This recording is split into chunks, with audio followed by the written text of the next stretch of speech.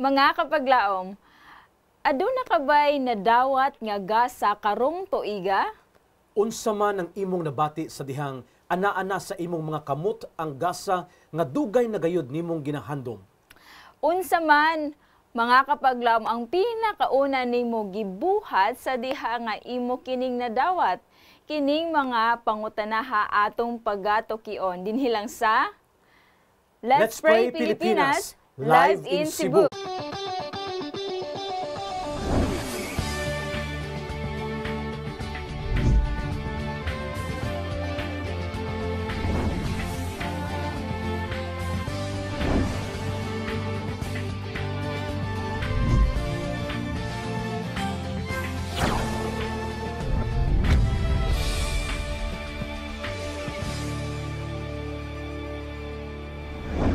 Good morning and a happy Thursday, everyone. And once again, welcome to Let's Pray Pilipinas. This is a place where you don't have to pray alone.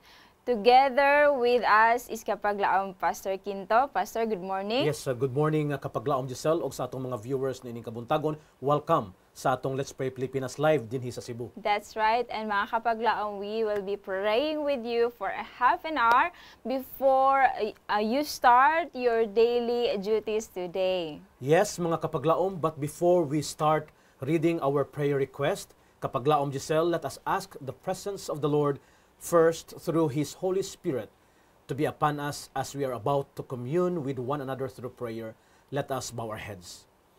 Father in heaven, we thank you, Lord, for this beautiful day and for this opportunity to gather ourselves together before your throne of grace. Amen. First of all, Heavenly Father, we pray, Lord, for the cleansing of our individual lives.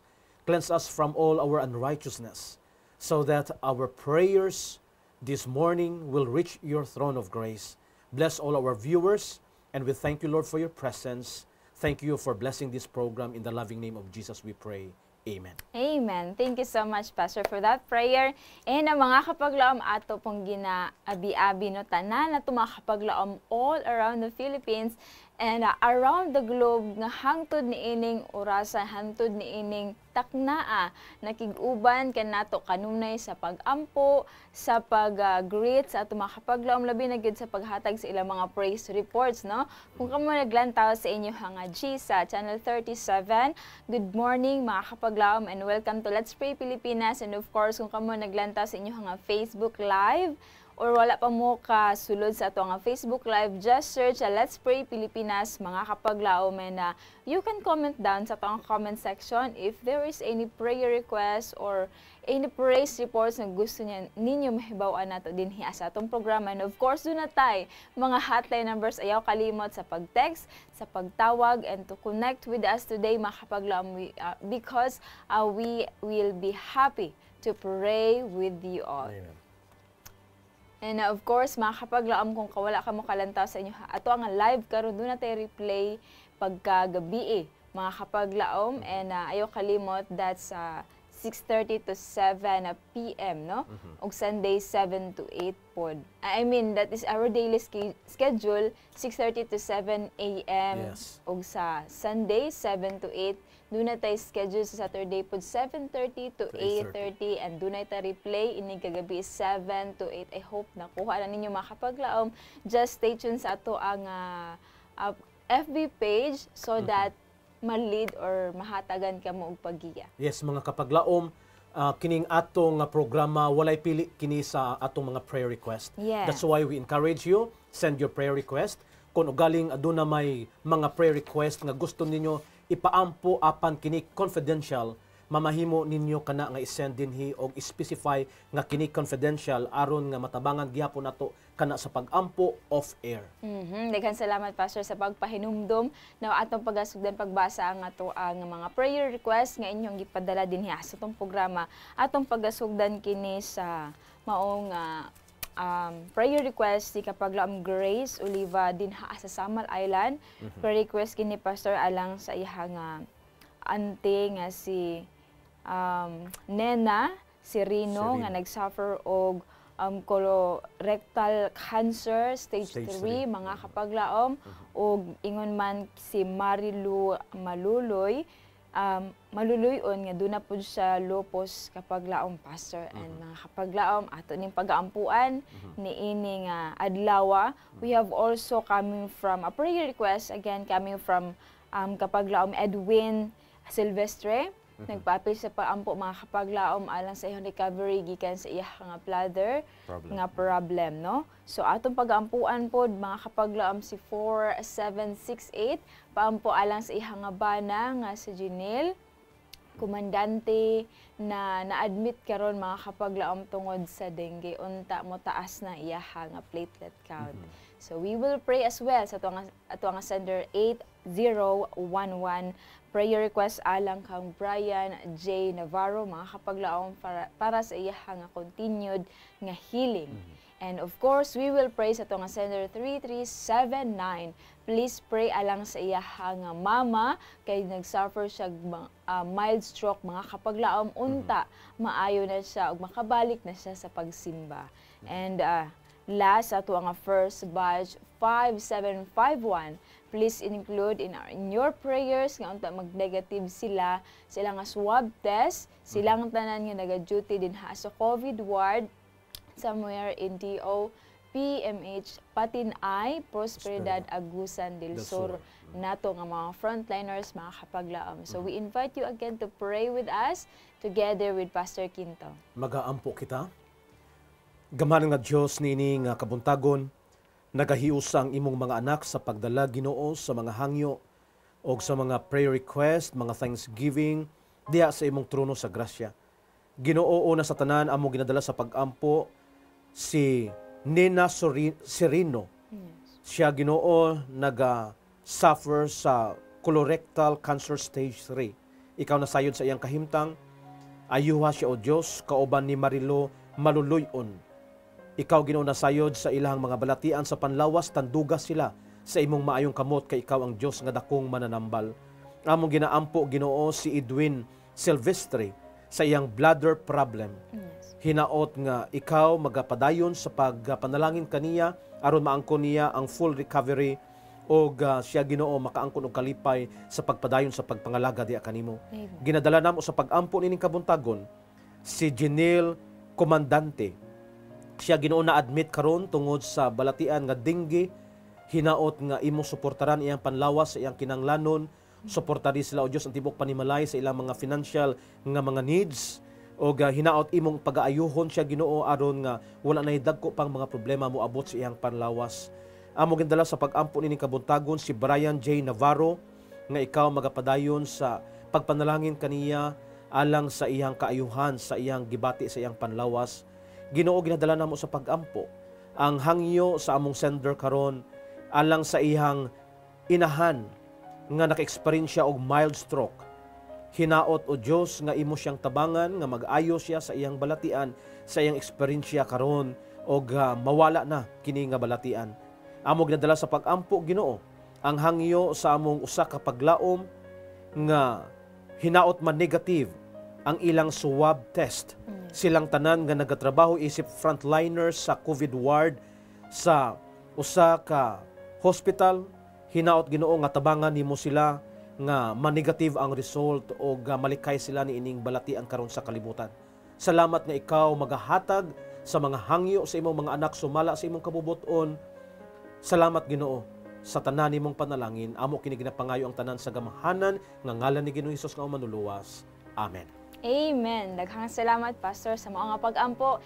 And thank you so much sa mga kapaglaom nga nagpadala sa ilahang mga prayer requests. And again, we invite you to still send in send in your prayer requests and praise reports mga kapaglaom oga ipahibalo kami kung kini man confidential inyohang mga pag-ampo. No, mga kapaglaom doon na tayo pagpaminawon nga usa ka video or presentation. This is actually the testimony of a mom, Emilia, being thankful of the best gift she received this year, mga kapaglaom. So let us watch this.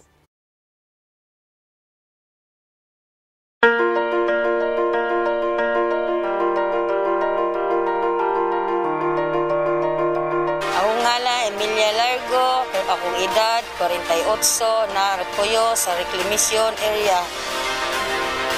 Ilan nakatuloy ang inyong sis? Mo 20 na ni sa katuig karong November 18. Masay babag inyong ilan sa inyong Kanirang pagsuot ug sanina.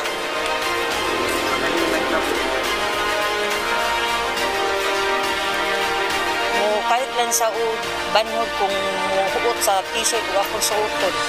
Akong suoton peminti, kanirang walay bukton. Para dili sa mo sakit, kay maipit man. Unsay gibati nimo pagkabalo nimo nga naay chance nga matanggal ang inyong sis? Halipay ko, pasalamat ko sa Ginoo na naay tao ni tabang nako, na ni offer na sila mo tabang nako sa akong sis. Salamat sa ko nila na sila ngari diri sa muang rekli na ni offer na ni tabang aron makuha ang akong sis. Ugwa pa ni sila di ni makuha ang akong sis. Unsay mensahe nimo para sa iCare nga group? iCare, pasalamat ko ninyo na nangabot mo diri sa muang lugar na ni-offer mo na mo na tabangan mi na operahan ang akong sis. O kinsa tong tabangonon, may panahon ra mo abot ra ninyo ug usa sa parte sa ilahaw tabangan may makatabang pud sila sa uban ug ang Ginoo pud nagkahunahuna gyud di ay nanay tawo gyud di ay mo tabang inaning bation sa sakit na sis. Unsay mensahe nimo sa Ginoo?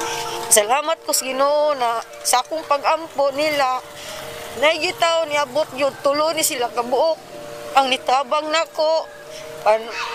Kailan niya ko nila pero wa pa jud ko kailaanin niya ilang tulo. Salamat ko nilang tulo na nabot sa muan diri iriyaha nitabang nako sa akong sis ilang operahan.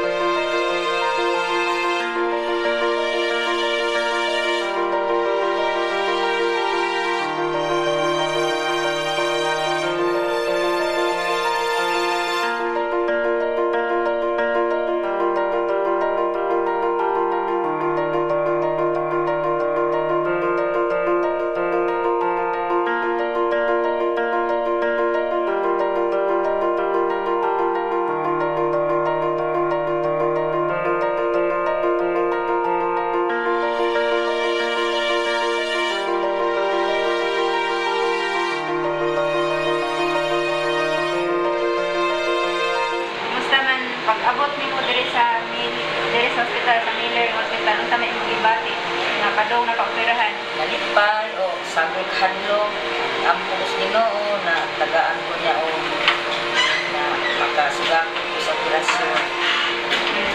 Si doktor okay ra sa sumupira ganahan ko opera niya muraw ko waa sa bato ira pislik ra bato niya hiwa na di ay. Salamat sa kulturan na 2 taon akong sis. Gandaan akong bukton sa inyo mga tanan na tabang ako. Salamat sa kayo ninyo. Wala ko.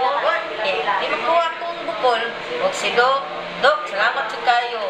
Na ang imong gi-pira, mura lagi pislik mo akong bukton. Operasyon na dito. Salamat sa kayo.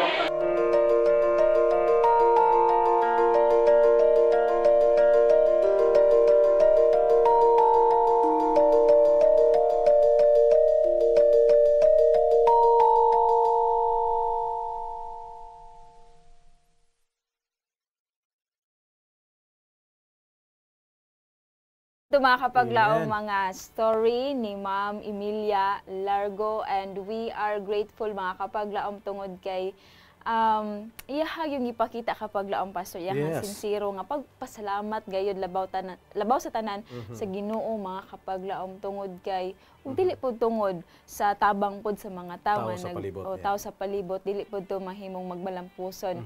Now that's actually in regards sa ato nga topic karong adlaw mga kapaglaom.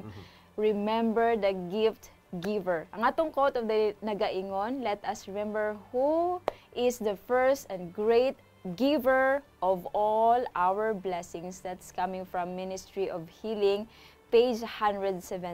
So makapaglaom ganina ang pangutana, what is the best gift kapag laom pastor that we received this year o unsa man kato nga mga panalangin, and how do we feel upon receiving that gift? Unsa ka atong gibati kapag laom pastor, nalipay bata, na overwhelmed bata sa kanang joy, no? And also, what did you do after receiving that gift? That is very essential question nga atong pagatubagon karon kapag laom pastor. Yes, mga kapaglaom, atong topic karong kapaglaom, Giselle, is very timely. Yes. No, sa celebration, year-end celebration, unya Tinood. ang spirit of Christmas gina-celebrate sa mga Yes. tao sa palibot. Yes. Ang mga kapaglaom, kung siguro kung patubagon mo namo tagsa-tagsa unsa man nga gift ang inyo nadawat this year, daghan siguro kay ta ikasulti si Nanay Emilia, Yes. just a while ago, ang story niya is very inspiring. Very No, inspiring. i-recognize nato ang mga nagtabang Adventist Yes. Hospital Cebu, ang eye care, Yes. ang mga tawo who help in one way or another nga maoperahan ang iyang cyst. And of course, Doc Nek Duarte. Yes, nga nag-opera. salamat. Yes, salamat, And Doc. I also, noon kapag laom pastor nga, free gid to tanan. Free Iyahan gyud nga tanan. pag-opera. So para niya, that is the best nga Yes. iyang nadawat. Yes. Ikaw kapag laom, Giselle, unsa imong nadawat karon? Karon nga tuig. Daghan kay kapag laom pastor, I'd like to mention very highlight gisa Highlight sa kinabuhi. karon is of course na-receive na ako ang gasa sa marriage kapag laom Wow, congratulations, no? Atong kapag laom, Giselle, bag-o pa yun siya naminyo. So fresh jud kayo. Congratulations kapag laom, Thank Giselle, you, mauna sa kapag imuha, laom, no? Pastor. And Yes. for me, kapag laom, Giselle, gitawag nila nga ang family is our first mission field.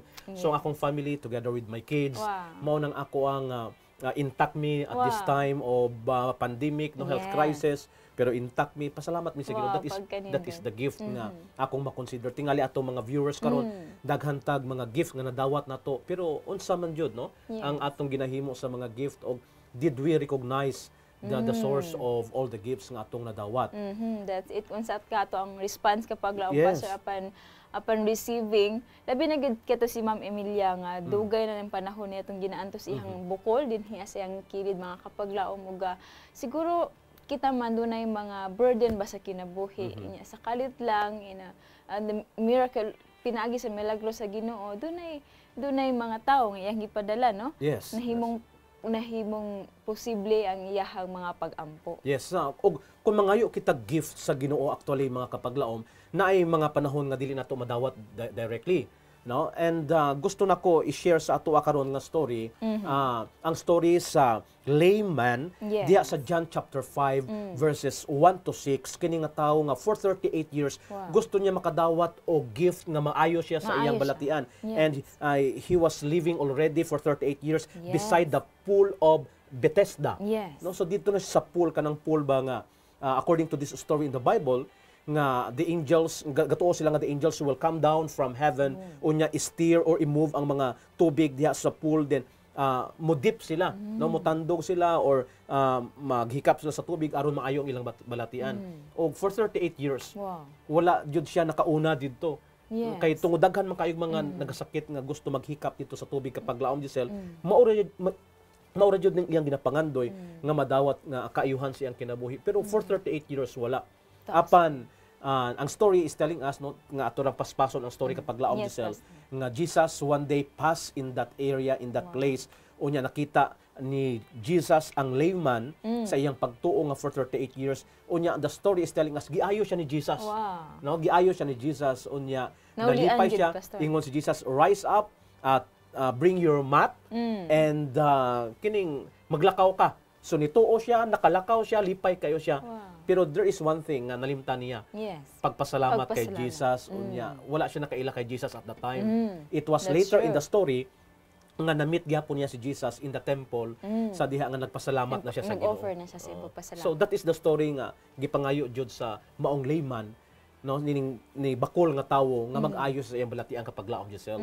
So mo po na ang nagapahinumdum ka natong tanan makapaglaom karong adlaw kung doon natay madawat nga mga panalangin unsa man ang atong buhaton kapaglaom pastor or usahay malimtan na nato pagpasalamat gani kapag lampas tungod na Yes. overwhelm na ta sa ato ang Oo. kanang kalipay So- ba nga nadawat nato kanang nga panalangin. Yes, sometimes we value more the gifts than the giver. Yes, tinuod na. So kapag this lang, story is Pastor. reminding us to remember always the source of all the gifts. So mga kapaglaom una sa atong kinabuhi, wait patiently. Tinuod. No, kung asa man mo karon, stay where you are. Yeah. Stay where you are, then remember the gift giver. giver. Unya go and thank the source The of source. all the gifts nga atong nadawat sa Amen. atong Praise kinabuhi. God. Daghang salamat ana kapaglaom pastor mga kapaglaom atong hinumduman that the loving kindness of the Lord and the multitude of His tender mercies kanunay gid na makapaglaom no. Dili gid na mawala kung kita sa masingon ni pastor magpaabot kung kano sa kini tugyan sa Ginoo kanato kano sa niya tubago ng ato mga pag-ampo ug iya gyud ang ihatag mga kapaglaom. So daghang salamat sa inyong pagpag-iuban sa ato nga discussion atong pagabalikan na in a while makapaglaom karon atong pagapadayon pagbasa ng ato nga second batch of prayer requests. Makapaglaom dunay pag-ampo din gikan sa ato nga sender 9492. Please pray alang sa iya nga sister nga si Vicky Santiago nga naa karon sa US makapaglaom she's a COVID positive patient. Ug same pod sa iya nga youngest daughter nga si Jem ug iya nga husband nga si Dexter. So let us pray for them mga kapaglaom and doon na po'y sender nato din si Oscar Cabanyes gikan sa Cagayan de Oro kapaglaom pastor nagpaapil po siya pagampo sa iyahang kinabuhi no sa iya hapon nga family and of course iyang health ug sa tanan niya nga mga concerns kapaglaom pastor. And let us also pray sa atong sender 5190. Please pray at alang sa atong igsuon nga si sa iya nga igsuon I mean si Normalin Hanuyan, no? Yes. Doon na siya mild stroke pod mga kapaglaom na confine siya karon sa ospital, unta maka-recover na siya sa dili madugay mga kapaglaom. Adunay prayer request gikan ni Tony Cadiz. Please pray alang sa iyaha nga makatarong na siya og tan-aw kapaglaom pastor tungod sa iyaha nga diabetes. Actually kanunay pod nato ni siyang ginaampo sa kapaglaom Tony ug magpadayon na nga to ang pag-ampo ngadto kaniya.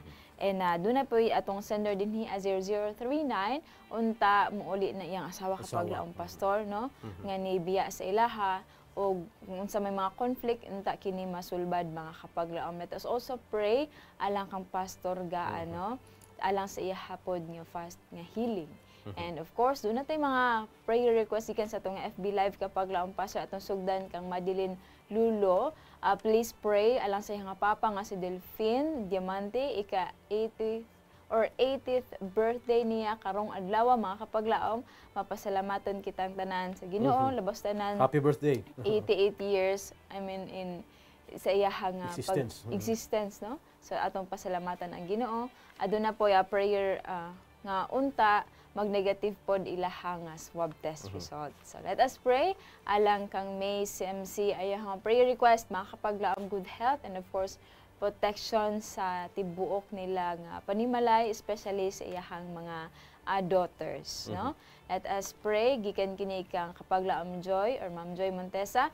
Please pray for God's healing and power for Joy Bicol na naa siya'y bukol sa iyang liog o sa iyang hapod nga lungs.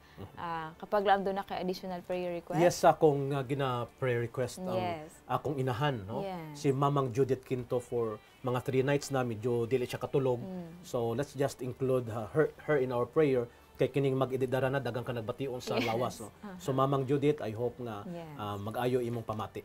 So let us pray mga kapaglaom together with Pastor Quinto. Okay, magduko ta sa atong mga ulo, let us pray. Gamhanan nga Dios nini nga kabuntagon, nagadala kami Ginoo sa ika-second set namo nga mga prayer request diya sa imong trono sa grasya. Among ginaampo Ginoo si Vicky Santiago. Kauban sa iyang tibuok panimalay, sila na diagnose nga positive sa COVID-19. Yes. Kauban sa iyahang daughter nga si Jem og sa iyang husband Hinaot Ginoo nga imong hikapon ang ilang panlawas nga mawala kini nga balatian, magaayo sila ug makapauli sila nga malipayon, makapadayon sa pag-alagad kanimo sa tibok Amen. panimalay. Yes. Ginoo, among gidala sa pag-ampo si Oscar Cabañez. Ikaw na sayod sa iyang kahimtang, unsa iyang mga problema, unsa iyang mga kalisod, mga hangyo diha sa imong trono, ikaw na sayod sa iyang kinahanglanon, ihatag kini sumala sa imong kabubuton. Ginoo, panalangini siya o giyahi siya sa iyang mga desisyon sa kinabuhi. Ginadala namo sa pag-ampo si Normalin Hanuyan. Yes. Siya naka-experience og mild stroke. Hinaot Ginoo nga imo siyang tabangan, siya karon naa sa hospital, ihatag kaniyang lig-on nga panlawas, ihatag kaniya Ginoo ang fast recovery. Amo ginadala sa pag-ampo si Brother Tony nga Cadiz sa iyang paghanap sa iyang eyesight. Ikaw na sayod sa iyang kahimtang Ginoo, tabangi siya nga mawala kini ang iyang gibati. Among ginadala sa pag-ampo ang hangyo sa among sender karon nga alang sa iyang asawa nga nibiya sa ilahang puloy-anan, gibiyaan ilang mga anak. Wala kami nasayod Ginoo sa ilang mga konflikto, ikaw lamang ang nakahibalo. Giyahi sila, ihatag ang mapainobsanon nga espiritu, ibalik Ginoo sa paghiusa ang ilang panimalay. Among ginadala sa pag-ampo Ginoo si Pastor Gaa nga naa karon na admit sa hospital. Ikaw nasayod sa iyang kahimtang karon Ginoo, tanduga siya sa imong maayong kamot. Amen. Ikaw nagagamit kaniya, isip imong magbubuhat kaniadto sa gihapon Ginoo, ikaw magapanalangin o magapadayon sa paggamit kaniya nga epektibo nga instrumento. Ginoo, ginadala namo sa pag-ampo ang hangyo ni Madeline Lolo alang sa iyang Papa Delphin nga nagasaulog karon sa adlaw nga natawhan sa iyang ika-18th birthday. Ginoo, sa sulod sa 80 ka mga katuigan gipanalanginan nimo siya.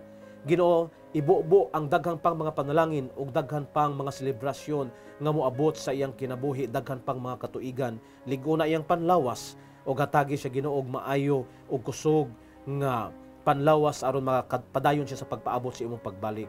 Ginadala namo sa pag-ampo ang hangyo ni May CMC alang sa ilahang protection sa tibok panimalay, mayong panlawas, ihatag nilang kusog og panalangin Ginoo. Kauban man sa hangyo ni Sister Joy Montesa alang kay Joy Bicol sa iyang bukol sa iyang panlawas nga na-eksperyensyahan. Ginoo, tanduga kini og ayuha kini nga mawala kini ang iyang nadiskubrihan nga bukol sa iyang panlawas. Kauban man ni Sister Judith Quinto Ginoo, ginadala namo sa pag-ampo nga imo siyang lig-onon, tagaan og kalinaw sa iyang pangunahuna, ayuha sa mga balatian aron nga magmalipayon pa siya Ginoo sa pagpadayon nga makauban ang tibok panimalay sa pagpaabot sa iyong pagbalik. Salamat Ginoo nga ikaw magatubag niining tanan, amo kini natugyan, pasayloa kami sa mga sala sa ngalan ni Jesus nga manluluwas. Amen. Amen. Daghan kaayong salamat kapaglaom Pastor sa mga pag-ampo, and thank you so much for joining us in prayer again mga kapaglaom, and thank you so much po sa ato mga kapaglaom nagpadala sila ang mga prayer requests, and again ato ang itugyan ang ato ang pagpasalamat din sa Ginoo mga kapaglaom. I think this is the best time kapaglaom Pastor to look back sa mga panalangin nga atong nadawat this year, and hinaot na sa ato ang kasing-kasing ang mapasalamaton sa paglaom Pastor sa tanan yun, no? Bisag gamay o madagko man na, mga highlight man na sa itong kinabuhi, ato nang iuli ang tanang pagpasalamat din sa Ginoo mga kapaglaom. And let us remember that the Lord assures us through the message this morning that an answer will in His time, no? So let all our petitions be made known to God mga kapaglaom. Amen. Amen. Yes, mga kapaglaom, let us always remember sa source of all the blessings. Yes. No, nga siya ang tuburan sa tanang mga panalangin nga atong nadawat sa atong kinabuhi, ang tawo malimtanon. But our topic is reminding us to remember the gift giver. That's right. So when friends are kind to us, we esteem it a privilege mga kapaglaom to thank them for their kindness. So how much more should we count it a joy to return thanks to the friend who has given us every good and perfect gift. Yes, mga kapaglaom, let us then remember the loving kindness of the Lord and the multitude of His tender mercies. Then let us in every church cultivate thanksgiving to God. Let us educate our lips to praise God in the family circle. That's right. Daghang salamat kapag laom, Pastor, sa imong pagpakiguban. And thank you so much po sa atong team din sa Let's Pray Pilipinas and of course, Hope Channel. So let our gifts and offerings declare our gratitude for the favors we daily receive. This has been your Kapaglaom Giselle of Hope Channel Cebu, reminding you that God shall supply all your needs according to His riches and glory by Christ Jesus. Yes, daghang salamat mga kapaglaom. In everything, we should show forth the joy of the Lord and make known the message of God's saving grace. This has been your kapaglaom, Pastor Quinto, saying, let's pray without ceasing. Kami inyong kaabag sa pag-ampo dinhi lang sa Let's Pray Pilipinas, where you don't have to pray alone.